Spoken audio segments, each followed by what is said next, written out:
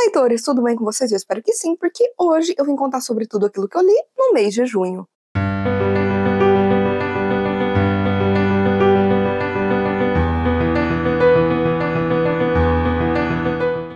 Eu comecei junho lendo o livro do projeto Murakami do mês, que foi The Strange Library. Não vou me demorar nele, porque eu já fiz vídeo, vou deixar tanto na descrição quanto nos cards pra você conferir, em que eu falei tudo da história, falei dos temas, falei dos signos, da semiótica do Murakami, então lá tá tudo completinho, então não deixe de conferir. Mas aqui, basicamente, a gente tem a história de um garoto que ele está voltando da escola, passa na biblioteca, porque ele gosta muito de ler, deixa uns livros, vai pegar outros e a bibliotecária fala pra ele ir em uma sala que fica no subsolo. Quando ele chega lá, um senhor vai conseguir os livros bem específicos que ele quer, só que aqueles livros não podem ser tirados da biblioteca, eles têm que ser lidos ali. E o garoto, ele, tá atrasado pro jantar, a mãe é super protetora por conta de um acidente que ele teve na infância, e aí ele fala, olha, infelizmente não vai dar. E esse senhor começa a se mostrar, muito pistola que esse garoto não vai ficar ali e ler. E como esse garotinho não gosta de, fazer mal pra ninguém, ou desapontar as pessoas e por aí vai, ele fala, ok, lerei por meia hora, depois vou pra casa, tá? E aí ele segue esse senhor por um labirinto subterrâneo até a sala de leitura, que na verdade é uma cela. Só isso que eu vou falar, gente, mas assim, esse é um livro que ele é vendido como sendo pra, crianças, um livro mais infanto-juvenil. Eu não acho que seja, eu acho que ele tem como protagonista uma criança, só que ele traz um enredo bem macabro, tanto que me fez pensar muito em Coraline, do Neil Gaiman, me fez pensar na Biblioteca de Babel, do Jorge Luis Borges, me fez pensar em George Orwell. Então, assim, ele é um livro que eu acho que ele é muito mais para adulto que gosta de Murakami, porque o Murakami aqui, ele traz várias das suas temáticas clássicas, ele traz muitos signos que já são ali das histórias dele, e ele traz, inclusive, aqui, um personagem icônico da trilogia do Rato que eu jamais imaginei que eu veria de novo. Foi um livro que eu particularmente gostei, mas é porque eu já gosto de Murakami. Se você gosta, acho que você pode gostar sim dessa história, é uma história melancólica, é uma história que fala muito sobre o poder da literatura como algo que te absorve, que te prende, que te liberta. Ele é um livro bem curto, rápido, que você lê de uma vez, só que na minha opinião ele não é um livro para crianças, tá? Eu acho que ele é para adultos. Eu gostei, acabei dando para ele 4 estrelas e acho que foi sim uma ótima leitura, pelo menos o simples fato de eu reencontrar um personagem que eu tanto amo aqui. Depois disso, eu li o 5º volume de Paper Girls, do Brian Vaughan e do Cliff Chiang. E, gente, estamos perto do final, Porque esta é uma série em quadrinhos de 6 volumes. Li o penúltimo, e aqui a gente tem, aquela história de 4 garotas dos anos 80 que estão aí em uma guerra temporal, e por conta disso elas vão para diversos momentos do tempo. Nesse 5º volume elas chegam em 2171 e a gente vai ter meio que uma divisão aqui, porque a Erin, a Tiff e a Tiff dos anos 2000 vão até a Wari, que é uma guerreira tribal que elas encontraram num passado muito longínquo e que está nesse ano. Então elas acham que ela viajou no tempo, então ela poderia saber, como fazer para levar essas garotas de volta para os anos 80. Já a KJ e a Mac, elas acabam descobrindo que uma doença que na nossa época acaba sendo até comum, foi erradicada. E elas vão atrás da cura para tentar levar, para os anos 80. E assim, gente, eu particularmente gostei bastante dessa visão do que seria o futuro, algo mais automatizado, com questões que a gente vai ver aqui de ética, de também essa coisa da tecnologia desenfreada, dessa coisa de erradicar doenças. Então, a gente vai ver muito, assim, das coisas positivas do futuro. Geralmente, quando a gente fala do futuro, a gente vê muito as coisas negativas nas histórias, mas aqui não, a gente vai ver os aspectos positivos e vai ser muito legal ver o desenvolvimento dessas personagens aqui. E a gente vai ter mais revelações, o que é muito bacana, mas ainda tem muita coisa pra acontecer. Então, eu não sei como é que eles vão fechar isso no último, só que eu posso dizer que eu gostei bastante. Eu gostei, principalmente, das ilustrações, que eu sou apaixonada pelo traço mais cartunesco do Cliff Chiang. As cores são lindíssimas e tô, assim, muito esperançosa para o último ser, assim, um volume incrível. Esse daqui eu dei pra ele 4 estrelas, mas no geral gostei bastante. Aí eu li os 3 volumes do mês de Attack on Titan, do Hajime Isayama, e foram os volumes 16, 17 e 18. Gente, o que acontece? Mais uma vez, o Eren, que é o nosso protagonista, foi sequestrado, porque quando ele não é sequestrado, não é mesmo? Ele tá sempre sendo jogado de um canto para outro, e aí os amigos vão resgatar. E aqui a gente tem ele sendo sequestrado junto com uma outra personagem que é muito importante para essa história, porque a gente tá num momento da história em que o foco não tá tanto assim na luta entre os seres humanos e os titãs. A gente tá muito mais no momento de questões governamentais, né, da monarquia, de um golpe que tá sendo arquitetado, e essa coisa de talvez a gente finalmente colocar no poder a pessoa que deveria estar no poder. Só que vai acontecer uma coisa, tanto o Eren quanto essa outra personagem terão aí encontros com lembranças que tenham a ver com a sua família, com seus pais. E, gente, eu só posso dizer que vem muita coisa por aí. Eu acho que esses volumes, eles combinam muito bem essas questões que cada um deles vai ter, junto com algumas respostas sobre o mundo, né, dessas criaturas terríveis, e também muita ação, né, da divisão de reconhecimento versus a brigada da polícia militar. Eu posso dizer que, assim, os volumes 16 e 17, eu dei pra eles aí 4 estrelas, e o volume 18, que ele já chega num momento em que a gente tem algumas respostas muito interessantes, que a gente vai saber um pouco mais, principalmente do pai do Eren, e a gente já passa a teorizar muita coisa, porque uma grande batalha está por vir. Eu dei 4 estrelas e meia, porque, olha, mal posso esperar pra saber como que a história vai continuar a partir daqui. Para o projeto Lendo Christie, eu li The Moving Finger, A Mão Misteriosa. E aqui, gente, a gente vai conhecer o Jerry Burton, que é um piloto de avião, sofre um acidente e a parte física dele, né, vai sendo tratada por médicos e tudo mais. Ele já tá quase 100% recuperado, mas o médico fala, olha, saia de Londres por um tempo e vai ficar num lugar mais tranquilo, mais de boa, sabe, pra sua cabeça também se recuperar. Então, ele vai pra uma pequena vila junto com a sua irmã, a Joanna, e aí eles estarão lá de boa, só que logo na primeira manhã deles ali, eles já recebem uma carta anônima, muito assim, bizarra, falando que eles não são irmãos. Eles acham que é uma piadinha sem graça, porque eles acabaram de chegar ali, é isso. Só que conforme eles vão conhecendo os outros habitantes, eles acabam descobrindo que muitos deles estão recebendo cartas assim. E talvez algumas delas sejam reais, porque tem gente ali tirando as suas próprias vidas por conta disso. Então, né, principalmente o nosso protagonista vai tentar saber o que tá acontecendo, quem tá por trás de tudo isso. E, gente, eu particularmente gostei bastante da história em si. Eu acho que ela é interessante, ela é instigante, fluida, como geralmente, né, são os livros da Agatha. A gente tem um final surpreendente, tá? Tem uma reviravolta, quem tava por trás de tudo, assim, que eu não tava imaginando. Jamais era a última pessoa que estaria ali na minha lista de suspeitos. Mas eu tive 2 problemas que tiraram pontos pra mim dessa história. O primeiro foi o próprio Jerry Burton, porque ele se mostra extremamente machista, sabe? Ele vai fazer amizade ali com uma garota que vive naquela região e ele vai tentar moldá-la da maneira que ele quer, sabe? Tipo, o que ele acha bonito, pra ele ficar interessado nela. Então, isso, sério, me deixou assim meio enojada. E outra coisa é que eu sabia que nesse livro tinha a participação da Miss Marple. E a Miss Marple, que é uma detetive amadora muito famosa das histórias da Agatha, ela realmente aparece geralmente como uma figura de plano de fundo, em que ela observa mais, que ela fica ali mais deduzindo as coisas, vendo tudo, né, no fundo, no cenário, do que tá acontecendo. Só que assim, aqui, gente, ela realmente só aparece, eu acho que, sei lá, 2 vezes lá no final. Ela nem teve uma participação muito ativa, sabe? A gente mal viu ela aqui. Então, isso me decepcionou também. Então, eu acabei dando para esse livro 3 estrelas e meia, porque eu me diverti lendo, mas eu também passei muita raiva. Aí, gente, eu tinha que ler, né, Junji Ito, porque já fazia um mês que eu não lia nada dele, e eu li essa coletânea Love Sickness. E em Love Sickness a gente tem basicamente 3 grupos de histórias, digamos assim. A primeira metade a gente tem a história Love Sickness, depois a gente tem 2 histórias com os estranhos irmãos Hikizuri, e por último a gente tem ali 3 histórias que tem começo, meio e fim, que são separadas do resto. Em Love Sickness a gente tem a história de um rapaz que ele tá voltando a morar numa cidade onde ele morava quando ele era pequeno, então ele vai reencontrar amigos, né, principalmente uma garota que vai surgir ali um interesse entre eles. Só que nessa cidadezinha que é lotada de neblina, existe uma tradição, desde quando ele era pequeno, continua de que geralmente os adolescentes apaixonados param ali numa avenida e perguntam para a primeira pessoa que passar qual que vai ser o futuro amoroso deles.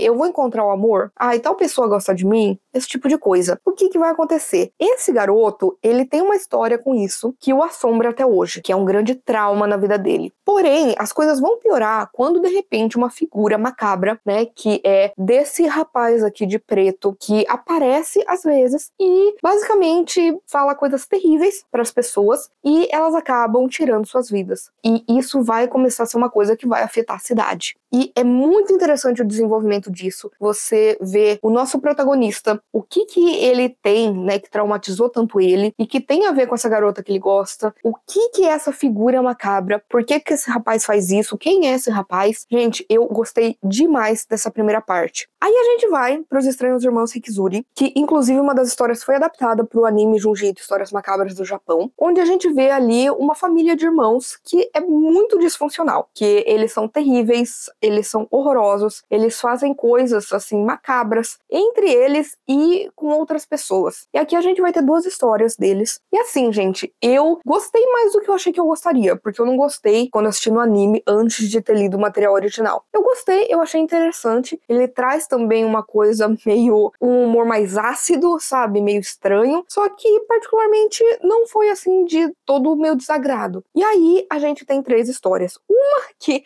é uma história bem louca, que é até melancólica, que é de um garotinho que ele decide comprar um cocô falso, só que ele não sabe como fazer isso pra pregar peças e tudo mais. É estranha, mas as outras 2 foram incríveis, que é The Mansion of the Phantom Pain e The Rib Woman, né? Na primeira a gente tem, né, um rapaz sendo contratado para trabalhar ali em uma mansão, porque existe um moço, né, ali o filho da família, que ele tem muita dor. Só que a dor dele é tão grande que se espalha pela casa e ele precisa ir massageando o ar, sabe? Só que a gente vai ver como que essa dor, ela também influencia as pessoas que vivem ali e também, né, as pessoas que trabalham ali. Então, é muito interessante. Eu, como uma pessoa que sofro de dor crônica, gente, meu pior pesadelo, tá? E The Rib Woman, gente, a gente vai ver a história de uma mulher que não tá feliz com seu corpo, só que, de repente, ela começa a ouvir uma música muito bizarra, muito estranha, e é só isso que eu posso falar, sabe? Ele vai falar muito a respeito de autoimagem, ele vai falar muito das questões que a mulher enxerga nela mesma e como a sociedade faz a gente odiar nosso corpo, e também vai falar muito de questão sobre ética profissional, só posso falar isso. No geral, foi sim uma ótima coletânea, acabei dando pra ele 4,5 estrelas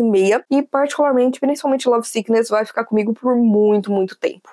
Aí vem o momento 5 estrelas. Só que antes de eu falar do meu livro favorito do mês, eu vou falar de uma releitura, tá? Que aí eu não coloco no favorito porque, né, já é uma releitura. Aliás, uma releitura. Que foi Coração de Tinta, da Cornelia Funke. Eu estou relendo essa trilogia que é tão importante na minha vida e estou gravando vlogs de leitura, tá? O primeiro de Coração de Tinta já saiu, vou deixar também nos cards e na descrição pra você conferir. Mas é muito interessante porque aqui a gente tem uma história sobre livros, sobre o amor pelos livros, sobre o relacionamento das pessoas com livros. A gente vai conhecer aqui o Mo, que ele restaura livros antigos e ele tem uma filha, a Maggie, de 12 anos, que ela ama ler. E aí, de repente, vai surgir uma figura muito enigmática na vida deles, que já conhece o Mo, que é o Dedo Empoeirado, que é um saltimbanco, sabe? Que cospe fogo, que brinca com fogo e por aí vai. Só que ele vai chegar pra alertar que os homens do Capricórnio estão chegando e querem o Mo por causa de uma habilidade que o Mo tem.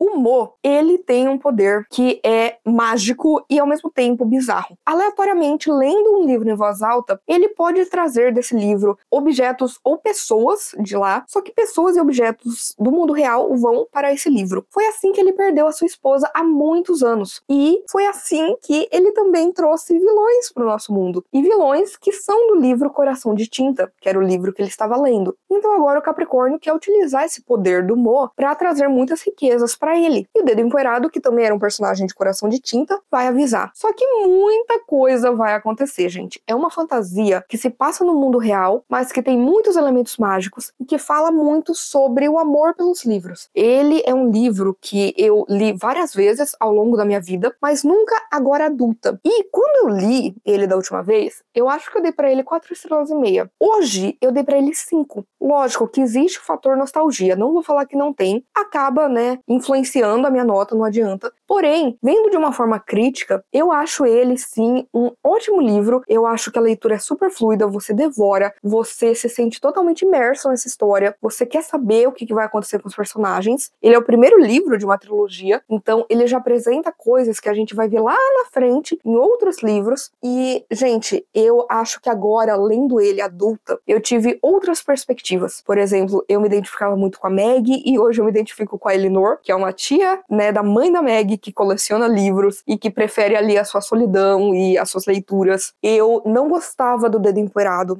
Eu via ele muito como um personagem meio vilanesco. E ele, na verdade, é um anti-herói. Ele é um personagem que ele tá fazendo o que ele pode pra voltar pra casa, por questão de saudade. Porque no mundo de tinta, ele deixou a sua esposa, as suas filhas, sabe? Ele quer voltar. Então, hoje em dia, eu consigo enxergar ele como uma outra perspectiva, de outra forma. Então, ele ganhou muitas camadas pra mim. E eu amei, gente. Eu amei essa releitura. É uma trilogia muito importante pra mim, que inclusive tenho tatuada, sabe? Então, eu tô muito empolgada pra continuar e vou registrando tudo pra vocês. Dei pra ele 5 estrelas, lógico. Mas agora é hora de falar da melhor leitura que eu fiz esse mês.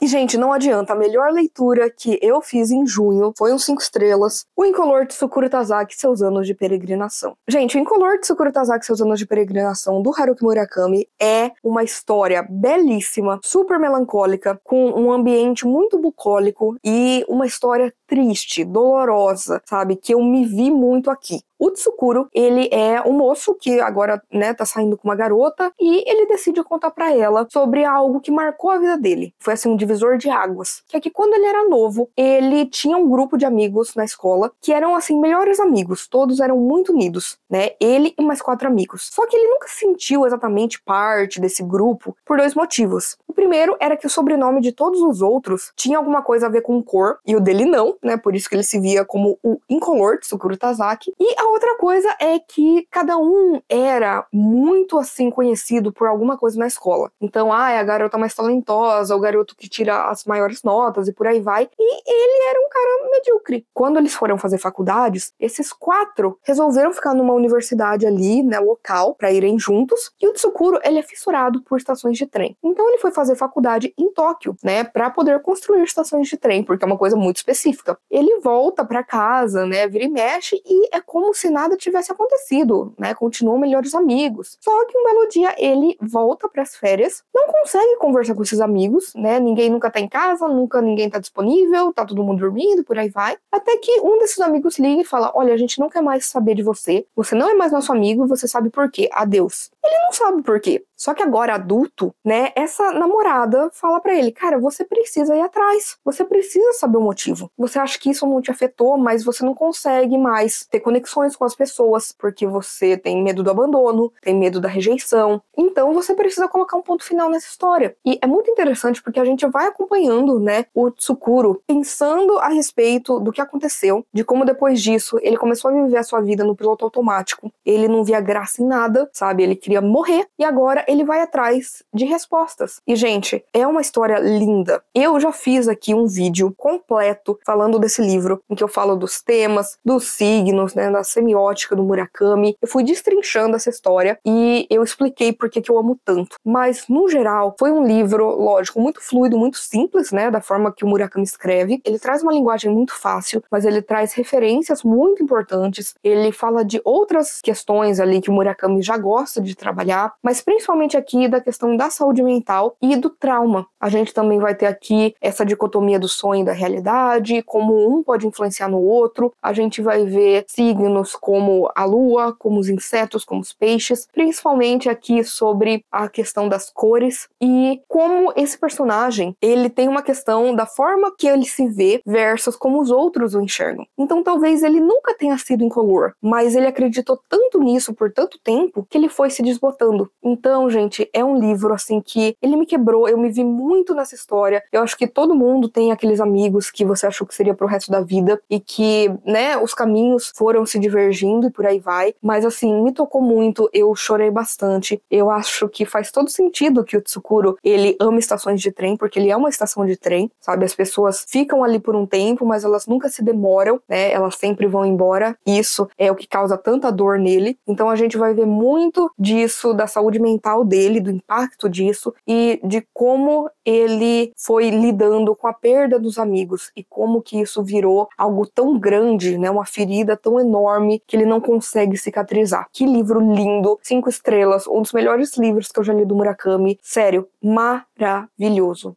E é isso, gente. Eu espero que vocês tenham gostado do vídeo de hoje. Por favor, se você quiser continuar conversando comigo a respeito de livros, filmes, séries, qualquer outra coisa, não deixe de me contatar nas minhas outras redes sociais. Por favor, curta esse vídeo, porque isso ajuda muito o meu trabalho e faz com que esse vídeo e o canal chegue a mais pessoas. Compartilhe com seus amigos, comente aqui embaixo qual foi a melhor leitura que você fez no mês de junho. E, por favor, não deixe de se inscrever no canal Livre em Livro se você ainda não é inscrito. E aproveite para ativar as notificações, ativar o sininho, porque toda sexta-feira e domingo tem conteúdo novo por aqui. Então a gente se vê no vídeo que vem.